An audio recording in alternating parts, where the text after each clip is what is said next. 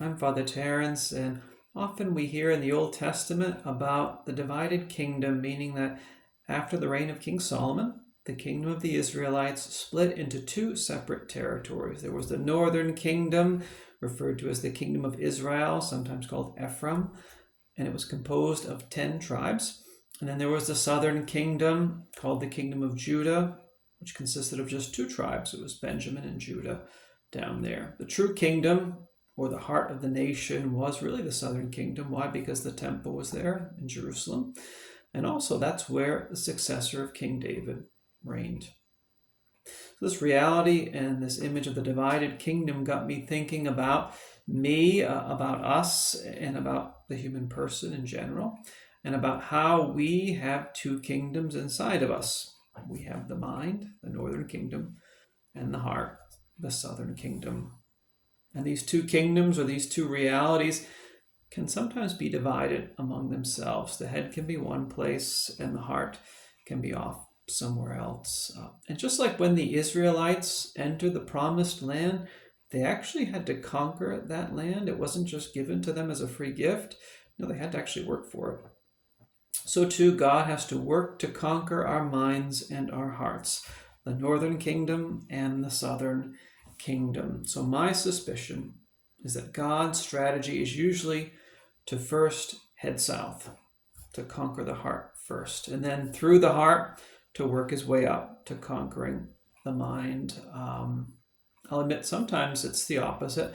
Sometimes someone will intellectually convert to or embrace the faith, but they still have too many walls, too many roadblocks in the southern kingdom, so that the heart and the affections can be a more difficult battle. But I think that the Lord frequently, instead of going head first, he will go heart first, through the heart, because people in general are reached more easily through affections and sentiments than through rational arguments. Of course, conquering the heart is not just about feelings and affections. Ultimately, it's about God turning our will towards him. And so all of this is actually a very Franciscan image too, this image of the two kingdoms, where the primacy, the first place, is more in the heart than in the mind.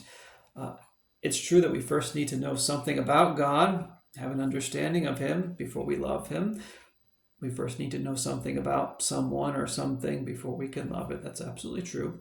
But on the level of values, hierarchically speaking, love and the heart have the primacy. They have first place. So I share this with you today just because when we're dealing with others, we're trying to win them to Christ. Remember that we have to try to win their hearts over. You can have all the right answers, and that's really helpful and really important too. But if you can't speak to the heart, you're not going to get too far. We speak to the heart by showing patience and kindness and understanding and compassion and even affection towards others, essentially by showing them God's loving kindness.